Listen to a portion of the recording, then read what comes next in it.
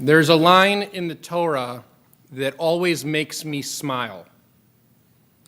You see, Moses watches God bring the 10 plagues on Pharaoh and Egypt.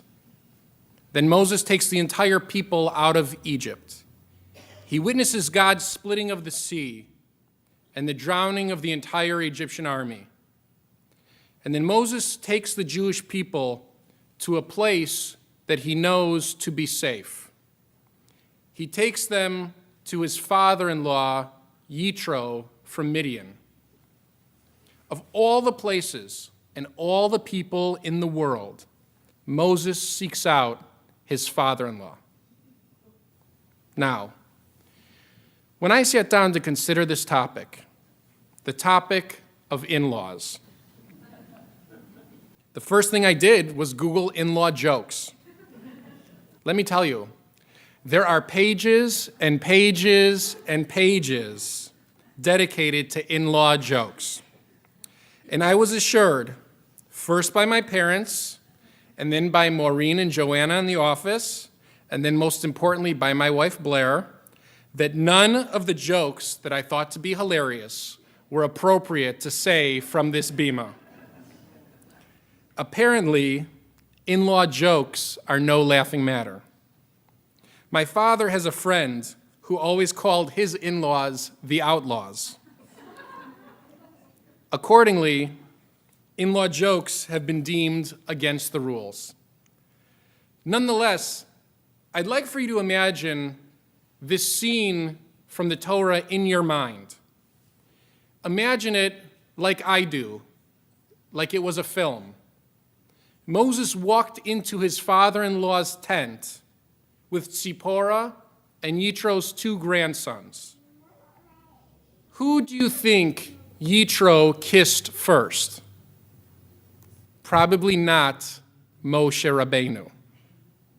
Although the Torah doesn't record it, I'm sure Yitro asked Tzipporah first how she was doing through the long journey of walking from Egypt into the desert. I'm sure the grandkids told Yitro about their basketball games and about toys that they'd like for him to buy them. And finally, after they've exhausted all conversation, he turns to Moses and asked him about work. Because after all, Moses and Yitro were in the same business of tribal priestly leadership. They both cared for Tzipporah, and they were both transformed by the land around Horeb, Mount Sinai. Moses and Yitro had a great deal in common. Moshe Rabbeinu, Moses, our teacher, was an absent son to Amram and Yocheved, and a distant step-grandson to Pharaoh, and only a son-in-law to Yitro. And yet it seemed like his closest role model was in fact his father-in-law. Moses learns leadership skills from Yitro. Moses learns civics from Yitro. Moses learns organizational skills from Yitro. The Torah paints for us a portrait of the scene. Vayasaper Moshe lechotno et kol asher asa Adonai lefaro lemitzrayim al odot Yisrael. And Moses sat with Yitro and told his father-in-law all that God had done to Pharaoh and to Egypt for Israel's sake. Et kol hatzla'ah asher matzatam baderech, all the travail, the pains that had befallen them along the way. Vayatzilem Adonai, and God rescued them. And that's the part that always makes me smile. Vayatzilem Adonai, and God rescued them. Vayatzilem, from the Hebrew word hitzil, meaning to save or to rescue. But whenever I hear this part of the Torah, I hear Vayatzilem Adonai, and God took a picture of them from the modern Hebrew word tsilem, meaning photograph. I read the text that God is so happy to finally see a son-in-law and a father-in-law getting along that he takes a picture with the divine smartphone. You know God's phone, the G phone. The phone with a photo stream of Adam and Eve, who taught us about partnership, and Abraham and Sarah, who taught us about responsibility, and Isaac and Rebekah, who taught us about love, and Jacob and Rachel and Leah, who taught us about lust.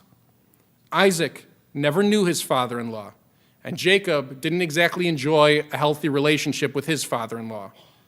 Only Moses, who knows estrangement and distance in every other relationship he has in the world, feels kinship to his father-in-law. And I like to hear the Torah teach that God savors good, healthy relationships. God celebrates healthy conversation. God documents these moments on the eternal G-phone. The G-phone is an interesting idea. Imagine the Torah really meant that God took a picture of the two men talking in a tent over a pita and hummus. Imagine that God doesn't want the staged picture of Moses with his biological family of Amram, Yocheved, Aaron, and Miriam. Imagine that this is the candid moment that God wants on the photo stream, the impromptu conversation between Moses and Yitro. God didn't yet have a picture like that in the Torah.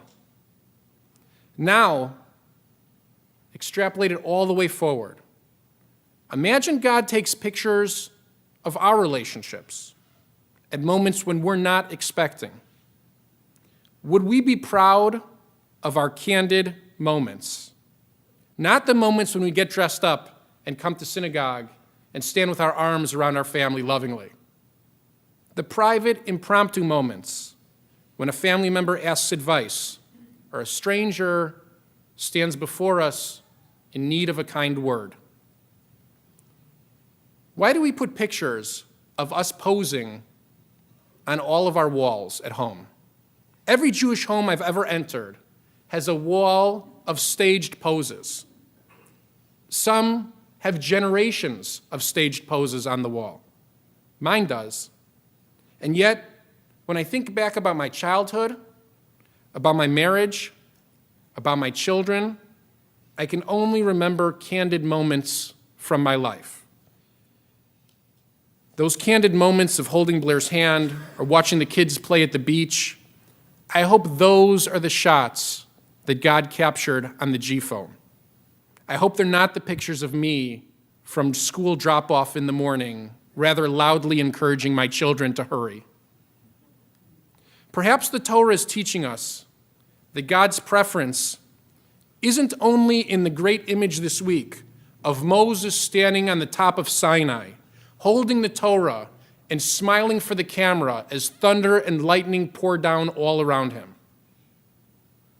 God's also interested in the quiet moment this week of Moses sitting and speaking with his father-in-law, appreciating the man who brought his wife into the world, appreciating an opinion from another, Moses valuing wisdom that's different than his own. Moses is known as a man of action, a man of very few words. Yet this lasting image is of Moses sitting and talking with his father-in-law. Relationships matter. When we spend time and energy building healthy relationships, the Torah tells us that those relationships bring the divine will into the world. And when we spend time and energy fostering toxic, destructive relationships, those toxic fumes spread through the rest of the world as well. How we treat one another is no laughing matter. Every moment matters. Even the little moments last. They might not be framed on the wall, but they're burned into our memory. And perhaps they're even saved onto the G-phone as well. Imagine moments from your life that might make it on the G-phone. Today, when you leave Shul, go make more of those moments.